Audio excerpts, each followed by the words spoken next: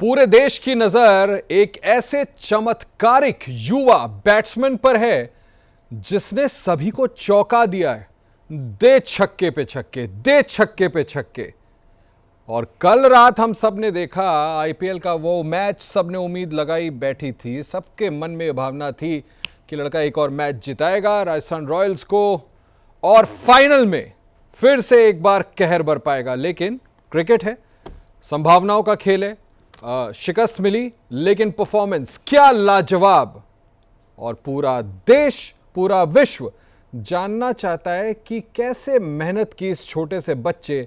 जी हां, बात कर रहा हूं मैं वैभव सूर्यवंशी की, who has caught the imagination of not just India बल्कि इंटायर क्रिकेटिंग वर्ल्ड। अपनी काबिलियत के दम पर उस लड़के ने यह मकाम हासिल किया है। लेकिन उसका संघर्ष कैसे रहा, बचपन से लेके आगे तक जिस मकाम तक अभी वो पहुंचा है और जिस मील तक आगे उसको जाना है, उसमें संघर्ष कैसा रहा, कैसे वो खेलता था, उसके यार दोस्त कौन रहे, किस तरह की जिंदगी जीता था, ये सब जानने में सभी की दिलचस्पी होगी। और इसीलिए आज हम एक बड़े खास मेहमान, उसके दोस्त कह लें, उसका बड़ा भाई कह लें, भारत की एक्स अंडर-19 टीम के एक्स कैप्टन मोहम्मद अमान से बात करेंगे, जिनके साथ आपको बता दूं मोहम्मद अमान मेरे साथ स्क्रीन पर आपको दिख रहे हैं, जुड़ भी गए हैं।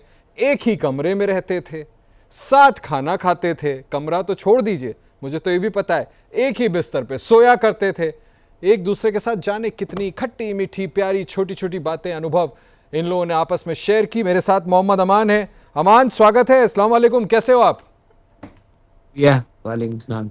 अच्छा, मुझे याद है अमान कि जब मैं और तुम पिछली दफ़ा बैठे थे साथ में, तो तुम ये कहते थे, और ये भी बता दूं दर्शकों को, बड़ा रेयर है कि कोई इंसान दूसरे इंसान की इतनी तारीफ करता है और कहता है कि वो मुझसे भी बेहतर है। अमान कहा करते थे मुझसे कि भैया आप मान के चलो कि मेरी टीम का सबसे टैलेंटेड लड़का है, तो वो छोटा सा उस समय 14 साल का लड़का था, वैभव सूर्यवंशी, जो दे दनादन छक्के पे छक्के मारता है।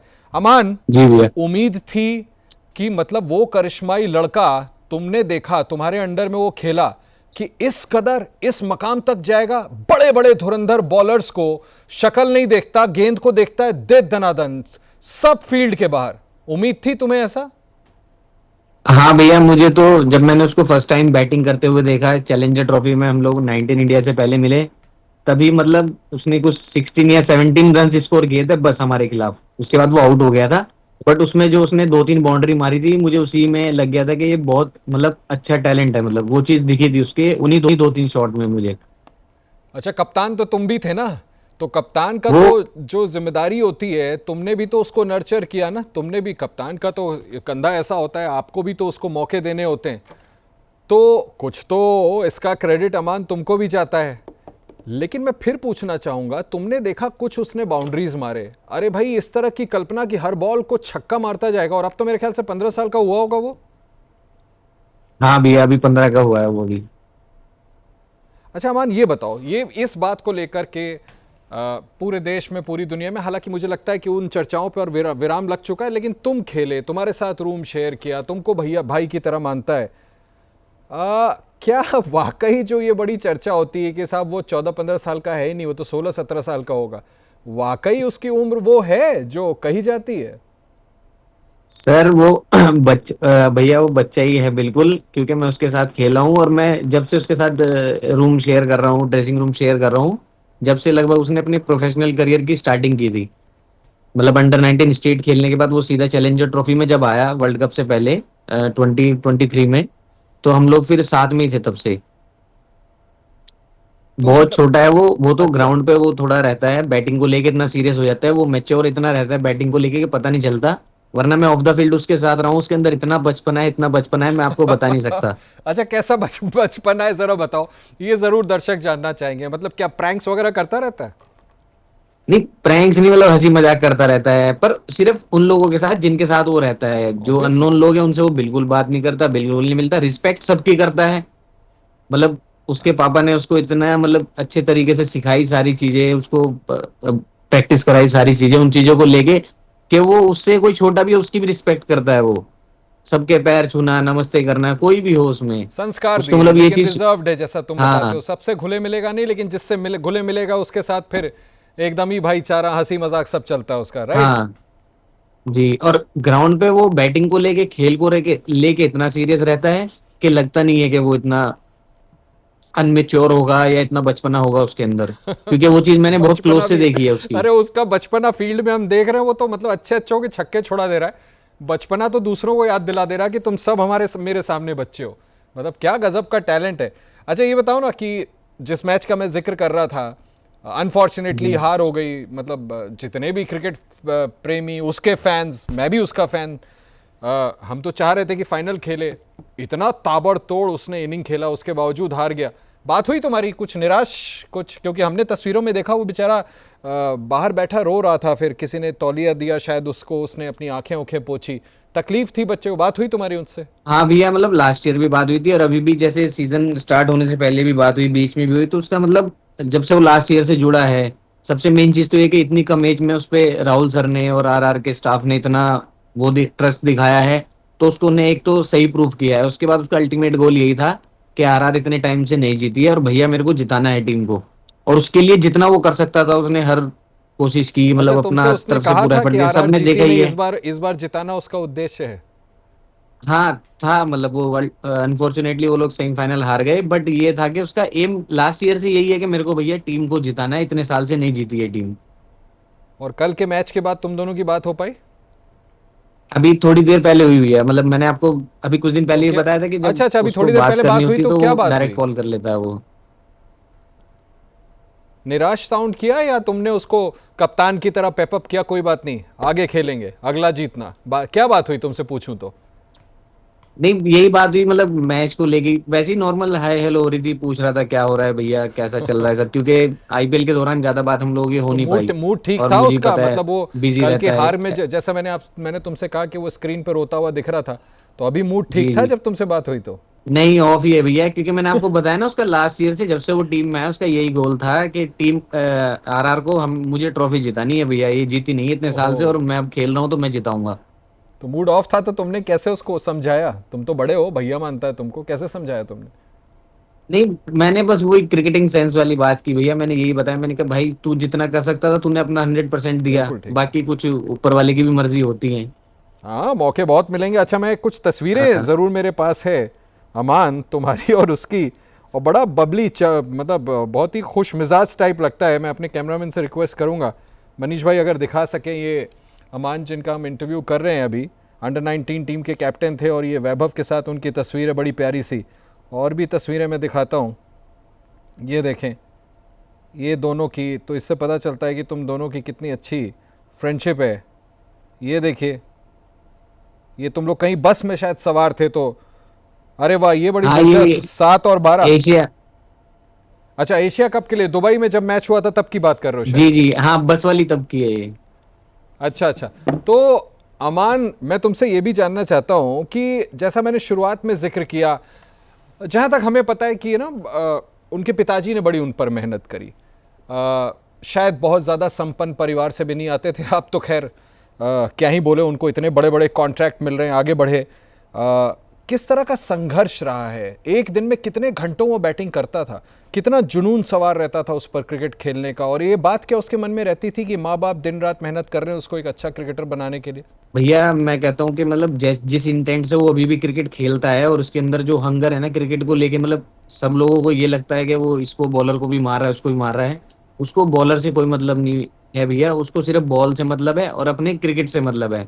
उसको ये है कि अगर मैं फील्ड पे हूँ तो मुझे आज अपना बेस्ट करना है, मुझे मतलब नहीं है सामने कोई भी आ रहा है।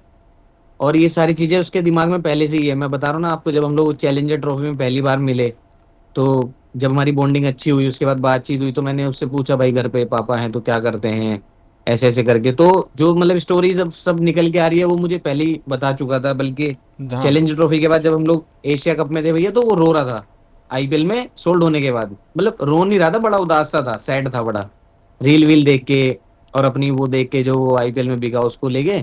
तो मैंने उससे पूछा भाई क्यों सैड है तू, तो आईपीएल में बिका है और ऐसे ऐसे, मतलब सबसे अच्छा टाइम है अभी ये करियर का स्टार्टिंग का। तो क्यों रो रहा था?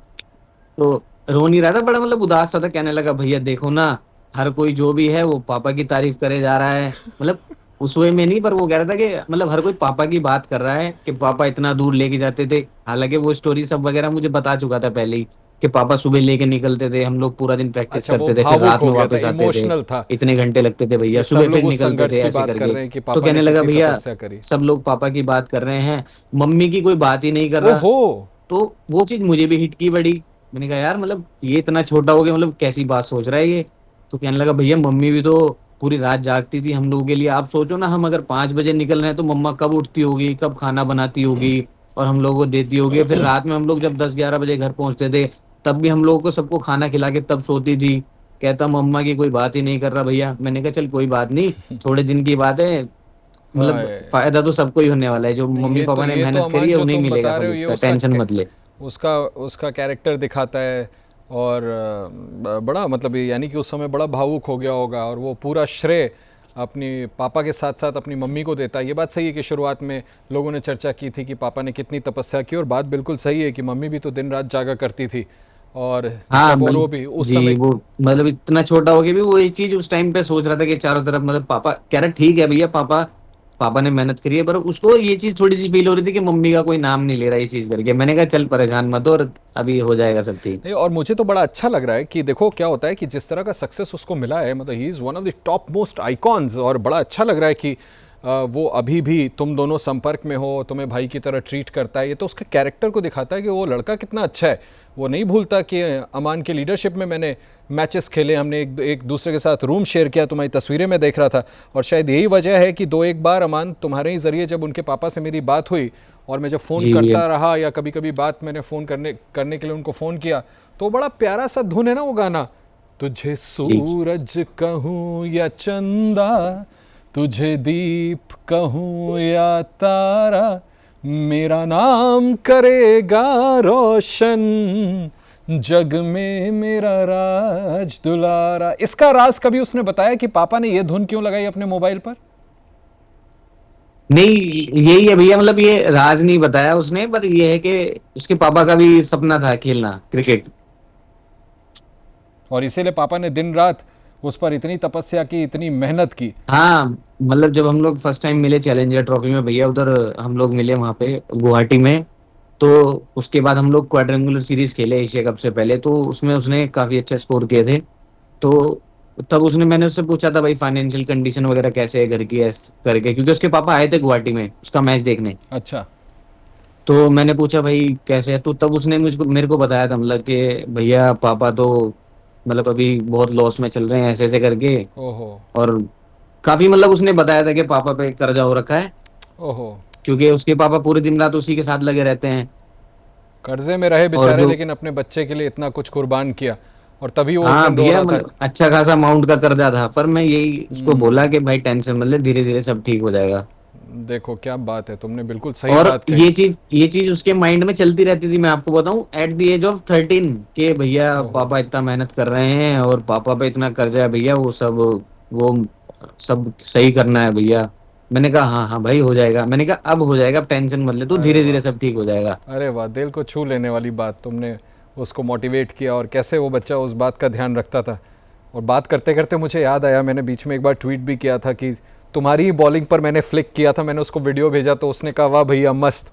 तो ये सब छोटी छोटी हाँ चीज़ें बड़ी चेरिश करने वाली होती है। एक आखिरी सवाल तुमसे करना चाहता हूँ जी अमान। भैया। मतलब क्रिकेट ना, cricket flows in our blood, तुम्हारे खून में बह रहा है, तुम तो प्रोफेशनल क्रिकेटर हो। हमने भी जितनी क्रिकेट खेली है, हर आदमी गली मोहल्लों में क्रिकेट खेलता है, मेरी भी रगों में क्रिकेट दौड़ता है। लेकिन मुझे याद ही नहीं यार, बड़े से बड़े क्रिकेटर्स, मतलब मैं तो खुद फैन रहा हूँ, सनत जयसूर्या, क्रिस गेल, शाहिद अफरीदी, जिन्होंने लंबे लंबे छक्के मारे।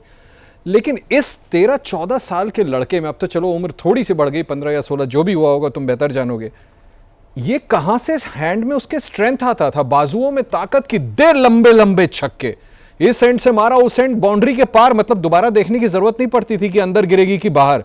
ये ताकत वो लड़का लाता कहां था, कुछ खाता क्या था भाई वो? भैया खाता मतलब पहले तो बड़ा फूडी था वो, जब हम लोग स्टार्टिंग में अच्छा, मिले। फूड ही रहा है। हाँ काफी फूडी था, मतलब बता रहा था एक बार कि मैंने उसको बोला, मैंने कहा तू ये इतना सब खाना खाता है तो पापा कुछ बोलते नहीं? कि भैया पापा तो खुद खिलाते हैं। मैंने कहा भाई पापा कैसे खिलाते हैं? कि पापा जब हमको मैच खिलाने लेके जाते थे तो बोलते थे अगर आज 100 बनाएगा तो जो तू बोलेगा आते हुए रास्ते में वो खिलाऊंगा। तो वो बता रहा था कि भैया अगर मैं 20 मैच खेला हूँ तो 15-16 में 100 बनाता था और फिर आते हुए अपनी मर्जी का सब खाना खाना खाता था। ये तो बहुत ही अच्छा है। वो सचिन तेंदुलकर के गुरु का जो बड़ा फेमस वो है ना कि कॉइन रख देते थे विकेट के ऊपर, ऐसा कुछ था जी शायद। वो ये किस्सा भी बड़ा मजेदार है कि सेंचुरी मारोगे तो। अच्छा, फेवरेट फूड क्या है खाना, फिर उसको पसंद क्या है खाना? भैया अब तो पता नहीं, पर उस टाइम पे तो खाता था वो हमारे साथ सब, मतलब कुछ भी स्वीट्स में ज्यादातर स्वीट्स उसको पसंद था, मिठाई हो गया, आइसक्रीम हो गई। बट उसके बाद जब हम लोग क्वाड्रेंगुलर सीरीज के बाद वो घर गया उसका, मेरे ख्याल से 12 साल या 13 साल में उसने जब रिकॉर्ड बनाया मुंबई के अगेंस्ट रणजी में डेब्यू करने का, तो मेरी बात हुई थी उससे। तो उसने फिर बताया कि उसने डाइटेशियन रखा हुआ है, मतलब उसने सब चीजें बहुत जल्दी एकदम चेंज कर दी। अच्छा। हाँ, उसने डाइटेशियन रखा हुआ था, उससे पूछ के खाना खाता था वो सारी चीजें। नहीं, अभी तो इस बात का ध्यान रखना पड़ेगा ना, ताकि लॉन्जिविटी हो, करियर इतना लंबा स्पैन हो कि वो खेले। मतलब मैं तो आज ही सोशल मीडिया पे यूं ही, पता नहीं मेरे दिमाग में क्या है, मैंने ये पोस्ट किया कि मुझसे एक बार अमान पूछा था किसी ने कि एक विश ऊपर वाला तुम्हारी पूरी करे तो क्या मांगोगे। मैंने कहा था I would like to grow up again watching Sachin Tendulkar play. मैं फिर से एक बार पैदा होकर के बड़ा होना चाहूंगा उस आदमी को खेलते देखते हुए। और ऐसा लगता है उस वक्त मेरी जबान पे सरस्वती सवार थी कि लेफ्ट हैंडेड तेंदुलकर को पैदा करके उन्होंने क्रिकेट खेलने के लिए भेज दिया। क्या एक्सेप्शनल टैलेंट है। एक आखिरी चीज जरूर पूछना चाहूंगा अमान, कितना मेरे ही जैसी जिज्ञासा करोड़ों हिंदुस्तानियों पूरे अक्रॉस द ग्लोब, कितनी जल्दी तुम चाहते हो कि उसको अब नेशनल टीम में मौका मिल जाए? आपको लगता है कि अब वो तैयार है इंडिया नेशनल खेलने के लिए, भैया नेशनल मतलब टीम में? मैं तो फिर भी, मतलब लगता नहीं कि इतना कैपेबल हूँ ये बताने के लिए, है नहीं। बट जितने Indian players, x Indian players, legend commentary कर रहे हैं, वो सब बोल रहे हैं कि ही इज रेडी। और वो हर मैच में प्रूव कर रहा है कि ही इज रेडी, क्योंकि वो किसी डोमेस्टिक बॉलर को टारगेट नहीं कर रहा, किसी हल्के बॉलर को टारगेट नहीं कर रहा। जितने इंटरनेशनल बॉलर हैं जो इंटरनेशनल लेवल पे अच्छी क्रिकेट खेल रहे हैं सब, वो उन सबको टारगेट कर रहा है। और टारगेट ऐसे नहीं, अरे प्रूव कर भैया, रहा है कि हाँ मैं सारे डोमिनेट कर इंटरनेशनल, सकता हूँ, अमान सिर्फ करेक्ट खेल मी नहीं इफ आई एम सकता हूँ, मैं रॉन्ग, डोमिनेट कर सकता हूँ उन लोगों तुम को। तो प्रोफेशनल क्रिकेटर हो, जितने भी बॉलर्स का नाम ले लो, मेरे लिहाज से जसप्रीत बुमराह से बढ़िया बॉलर कोई अभी है नहीं। जो लड़का पहली बॉल पे जसप्रीत बुमराह को छक्का मार दे। खैर चलो, तुमने बहुत वक्त दिया और काफी बातें उनके बारे में शेयर की। और अमान, तुम्हारी तरह मैं भी करोड़ों क्रिकेट के प्रेमी, सिर्फ हिंदुस्तान में नहीं, अक्रॉस द ग्लोब। और आप देखो, ऐसा लड़का जिसके लिए तारीफें पाकिस्तान से आ रही है, जो हमारा आर्च राइवल कहा जाता है, तो हम सब भैया चाहेंगे कि जल्द से जल्द उनको मैं भारतीय उसका टीम में भी मौका मिले। मैं हाँ, कुछ उसका कह रहे हैं, कुछ कह रहे हो तुम? हाँ, मैं कह रहा था भैया, मतलब उसकी जो मैं आपको उसके संस्कार की बात बता रहा हूँ ना, मतलब उसके घर वाले सारे वो लोग इतने काइंड है, उसके पापा ने उतने इतने अच्छे तरीके से उसको हर चीज में मतलब मेहनत तो कराई है, सारे संस्कार उसको सिखाए हैं। कि ये लोग अभी लास्ट ईयर आईपीएल के बाद इंडिया ए की टीम गई थी, इसमें जितेश भैया कैप्टन थे उधर कतर में। तो इसको वहां पे बांग्लादेश टीम के एक फील्डिंग कोच मिले जो हम लोग के अंडर 19 में थे इधर विजयवाड़ा में। अच्छा। हाँ, उससे लगभग एक 1.5 साल पहले जब हम लोग चैलेंजर ट्रॉफी खेले, उसके बाद क्वाड्रेंगुलर सीरीज में बांग्लादेश की टीम आई थी। अच्छा। तो उसमें अंडर 19 के आशिकुर रहमान करके एक वो थे, अच्छा। Fielding coach. Fielding coach. तो हाँ, उनको वहां का ज्यादा कुछ मालूम नहीं था। तो हम दोनों खाना खाने जा रहे थे, मैं और वैभव। तो रास्ते में मतलब रिसेप्शन पे मिले।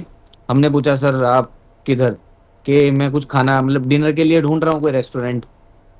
मैंने कहा "आओ हमारे साथ चलो, हम लोग जाते हैं खाना खाने"। अच्छा। तो वो फिर हम लोगों के साथ जाते थे, डिनर करते थे, मतलब पूरे जितने वाह। दिन हम वहां पे रहे वो हम लोगों के साथ ही फिर डिनर करने हम 3 जने जाते थे सिर्फ। तो उसके बाद ये लगभग 1.5 साल बाद उनको वहां पे मिला, कतर में। वो बांग्लादेश टीम से आए हुए थे, इंडिया ए की टीम गई हुई थी इधर से। अच्छा।